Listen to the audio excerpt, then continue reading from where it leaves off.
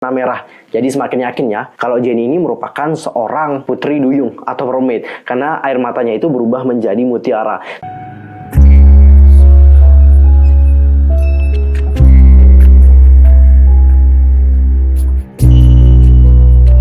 Halo, what's up guys, I'm Yusuf Kim, welcome back to my channel. Gimana kabar kalian hari ini? Pastinya baik-baik aja kan? Nah, for this time kita akan bahas teori dari Blackpink yang How You Like That. Gimana nih, kalian udah nonton kan musik videonya kemarin?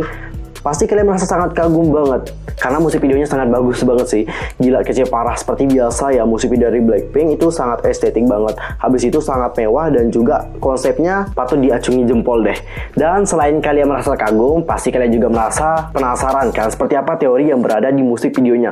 Karena banyak banget clue yang sangat rumit banget dan itu butuh banget jawaban. Misalnya kayak Jenny yang terlihat seperti seorang mermaid karena dia di sini mengeluarkan air mata yang berbentuk seperti mutiara. Habis itu ada Lisa Blackpink yang terlihat seperti seorang Cleopatra, lalu Jisoo yang terlihat seperti seorang malaikat, dan yang terakhir adalah Rose yang berperan sebagai seorang perampok. Apa makna dari semua ini? Wait, sebelum kita masuk ke topik pembahasan nih, pastikan dulu dong untuk bantu perkembangan channel aku dengan cara subscribe, like, dan komen. Follow Instagram aku di @yusurkim. Follow fanpage aku di Facebook yaitu @theory. Follow juga Twitter aku di @yusurkim2, dan pastikan juga jangan lupa untuk share video ini sebanyak-banyaknya ke Blinks yang lain dan juga K-popers yang lain. Oke, tanpa basa-basi lagi, lanjut aja kita masuk ke topik pembahasan. Nah, supaya kalian dapat mengerti secara langsung nih, setelah menonton video ini, aku akan jelasin nih dari awal scene hingga akhir scene. Nah, supaya lebih komplit lagi, kita akan hubungkan dengan lirik lagunya. Apakah kalian udah siap untuk mulai pembahasan teorinya? Ya udah, kita akan mulai dari scene pertama. Jadi pada scene awal kita akan melihat nih, Jenny itu berada di suatu tempat. Kalau kalian perhatikan dengan lebih teliti, akan ada pantulan cahaya nih, yang mana pantulan cahaya tersebut akan kalian temui di tempat yang berair. Misalnya kayak di kolam, habis itu di danau, laut, pantai, pokoknya tempat-tempat yang ada airnya deh. Kenapa hal itu dapat terjadi? Karena pantulan cahaya itu tercipta dari matahari yang mengenai genangan-genangan air, sehingga nanti akan terpantullah cahaya seperti apa yang berada di scene miliknya Jenny. Terus kita juga melihat nih ada aksesoris, yang mana aksesoris itu sebenarnya menggambarkan tentang air mata. Jadi dari hal ini aku nggak heran ya kenapa banyak banget dari para Blink itu pas awal teasernya dikeluarin, kalian itu ngerasa bahwa ini tuh kayaknya ada deh hubungannya dengan ya teori mermaid atau nggak putri duyung, karena tempatnya itu terlihat seperti kolam ya guys ya. Kayaknya dugaan kalian bener deh. Terus apa sih makna di bagian Jenny ini? Itu udah tertuang dengan jelas nih pada lirik yang dinyanyikannya. Coba deh kalian perhatikan lirik yang berikut ini. Aku hancur di depan matamu, mencapai titik terendah dan tenggelam lebih dalam. Dari lirik tadi kita udah dapat tahu ya kenapa Jenny itu terlihat seperti berada di tempat yang ada airnya, terus kenapa dia juga menangis. Itu sebenarnya menggambarkan bagaimana Jenny ini tenggelam sangat dalam banget karena kesedihannya, yang mana kesedihan itu ya bisa jadi dibuat oleh seseorang yang dicintai olehnya. Terus kita akan lanjut ke bagian Jisoo. Jadi awalnya mata dari Jisoo itu ditutup oleh penutup mata yang dihiasi dengan bunga. Nah, setelah ia membuka penutup mata tersebut, Jisoo terlihat seperti tengah menderita. Hal itu digambarkan dengan area matanya yang dihiasi oleh make up yang dark banget, terus ekspresinya juga sangat sedih. Nah, makna di bagian Jisoo ini, jadi dia itu seolah-olah nih menutupi kesedihannya dengan sesuatu hal yang indah, sehingga orang lain nggak tahu bahwa dia itu sedang bersedih. Tapi kalau dia udah sendiri, dia nggak bisa lagi nih untuk menyembunyikan kesedihannya lagi. Pokoknya ambiar banget deh. Ia akan merasa sangat rapuh banget terus menderita. Nah, tempat Jisoo berada itu didekorasi oleh tembok-tembok yang retak nih. Dan tangan dari Jisoo itu seolah-olah berharap agar diraih oleh seseorang. Siapa orangnya? Yang pasti bukan kita ya guys. Ya mungkin orang yang dicintai oleh dia pastinya. Terus apa makna di bagian Jisoo tadi? Itu udah tertuang dan jelas pada lirik yang dinyanyikannya. Coba deh kalian perhatikan lirik yang berikut ini. Meraih sedikit harapan terakhir, aku sudah menjangkau dengan kedua tanganku. Jadi Jisoo ini seolah-olah ingin meraih harapan terakhir yang tersisa dari hatinya yang telah hancur. Tembok-tembok yang retak di bagian ini menggambarkan bagaimana hati dari Jisoo ya yang sudah retak ya, dikarenakan telah disakiti. Terus kita akan lanjut ke bagian Rose. Rose ini akan berada di tempat yang gelap, dan setelah itu ia akan mengenakan topeng layaknya seorang perampok. Nah, di sisi lain Rose itu berada di sebuah singgasana yang dipenuhi oleh bunga yang menjadikan dirinya terlihat seperti seorang ratu. Apa maknanya? Coba deh kita cek dulu lirik yang dinyanyikan oleh Rose pada bagian ini ya. Berada di tempat yang gelap, ini menerangi langit. Sambil menatap matamu, aku akan menciummu, selamat tinggal.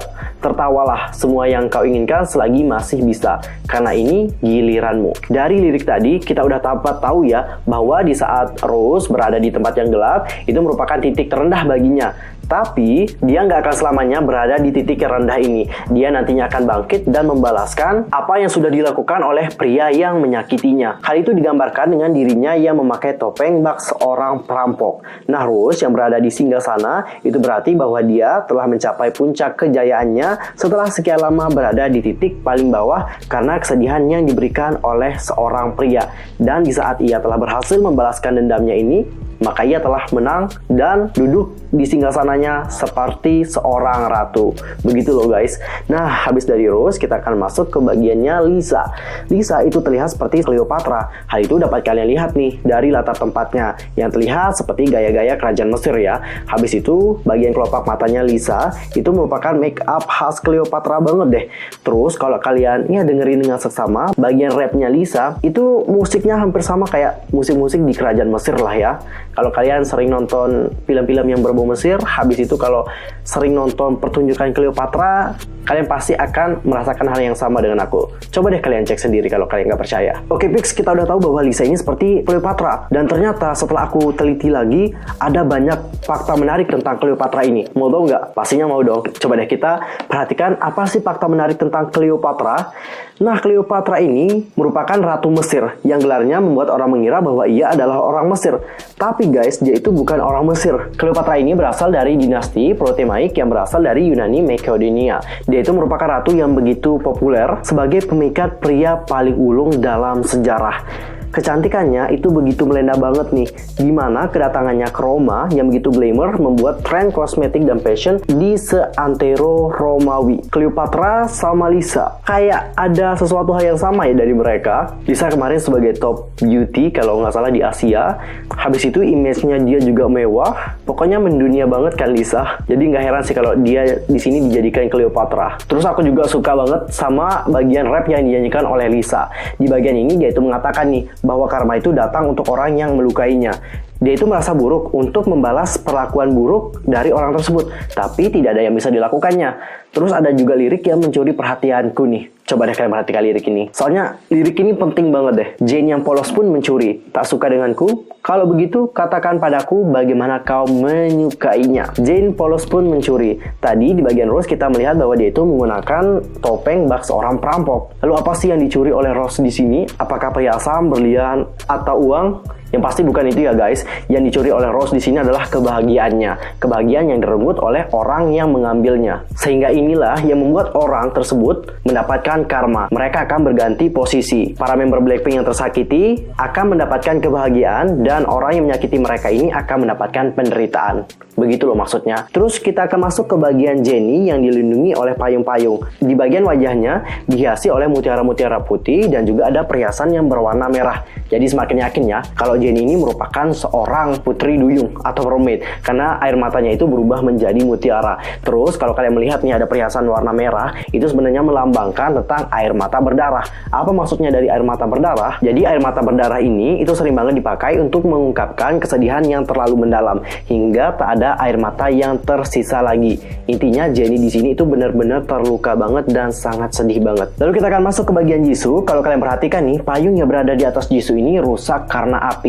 Ini menggambarkan bagaimana luka yang diberikan oleh orang tadi terus mencoba untuk melukainya lagi dan lagi. Tapi bukannya si Jisoo ini menjadi semakin terluka, dia menjadi pribadi yang lebih kuat. Dress serta buku yang berwarna merah itu menunjukkan nih bahwa dirinya terlihat seperti seorang malaikat. Malaikat yang terus mencatat setiap perbuatan buruk yang dilakukan. Dari makna lirik yang dinyanyikan oleh Jisoo, terus juga ekspresinya dan gestur tubuhnya, Jisoo itu mengatakan akan membalas dendam untuk memberikan luka yang sama kepada orang yang telah menyakitinya. Jangan lupa juga nih bahwa warna merah itu merupakan warna yang berarti tentang keberanian dan juga gairah. Terus kalau dalam kebudayaan Korea, warna merah ini merupakan warna yang sangat kuat banget untuk menangkal roh-roh jahat. And the last scene yaitu Wing Victory Samothrace atau yang dikenal dengan Nike of Samothrace. Jadi dalam mitologi Yunani, Nike itu berarti kemenangan. Dia itu merupakan dewi yang dihubungkan dengan kemenangan dan juga keberhasilan. Nah di bagian ini, Rose dan Jisoo akan menyanyikan Hari Aku Terjatuh Tanpa Sayapku. Hari-hari yang gelap di mana aku terjebak. Kau seharusnya mengakhiriku saat punya kesempatan. Lihat di langit, itu burung, itu pesawat. Kalau kita gabungkan nih kedua clue tadi, baik dari patung Nike dan juga sayap tadi, dan juga liriknya, itu adalah bentuk peringatan kepada orang yang menyakiti mereka. Kalian pernah nggak sih nonton film yang di saat ada adegan dia itu mau balas dendam kepada orang? Kan biasanya sebelum melakukan yang namanya balas dendam, ada tuh kata-kata yang diucapkan oleh si pembalas ini kepada targetnya. Jadi simpelnya kayak gini guys, mereka itu mengatakan nih kepada si targetnya, pas saat aku terjatuh dulu, kenapa sih kamu nggak langsung akhiri aku aja? Kan kalau kayak gini kamu ngasih aku kesempatan nih untuk ngebuat kamu merasa menderita lagi. Sehingga nantinya kita akan gantian posisi loh, kamu yang menderita, aku yang bahagia. Kata-kata yang diberikan oleh mereka tadi itu semakin ngebuat targetnya ini menjadi lebih menderita dan pastinya juga sangat tersiksa banget. Debug. Inilah kenapa mereka semua akan berada di depan patung seolah-olah memiliki sayap. Sayap itu melambangkan tentang kebebasan, patung Nike berarti kemenangan. Maknanya udah jelas banget bahwa mereka telah bebas dari penderitaan dan berhasil membalaskan dendamnya kepada orang yang telah menyakiti mereka. Oh ya, pas bagian akhir mereka kan nari-nari nih. Dan di tempat mereka menari, kita ngelihat ada patung kuda. Bener nggak sih patung kuda? Kalau salah nanti koreksi ya. Nah, kalau hasil penelitianku, persimbolan dari kuda adalah kebebasan tanpa pengekangan. Karena menunggang kuda itu membuat orang merasa bisa membebaskan diri dari suatu ikatan. Make sense banget kan dengan kisah yang mereka sampaikan dalam lagu dan juga musik video dari How You Like That, yang mana mereka ini telah bebas dari penderitaan yang selama ini mengikat mereka. Gitu loh guys. Kesimpulan dari teori How You Like That itu sangat simpel banget. Mereka di sini menceritakan bagaimana menderitanya mereka di saat orang-orang menyakiti mereka. Tapi mereka nggak akan pernah down dan juga jatuh karena merasa tersakiti. Mereka akan bangkit dan yakin bahwa karma suatu saat nanti akan ada, sehingga mereka nanti akan berganti posisi. Mereka yang bahagia, sedangkan orang yang menyiksa mereka ini akan menderita. Oke guys, well done untuk pembahasan teori kali ini. Kita ketemu di video berikutnya. Aku mohon maaf kalau ada kesalahan yang tadi sengaja, baik dalam ucapan, sikap, dan tindakan. I'm so sorry. See you next time. Goodbye.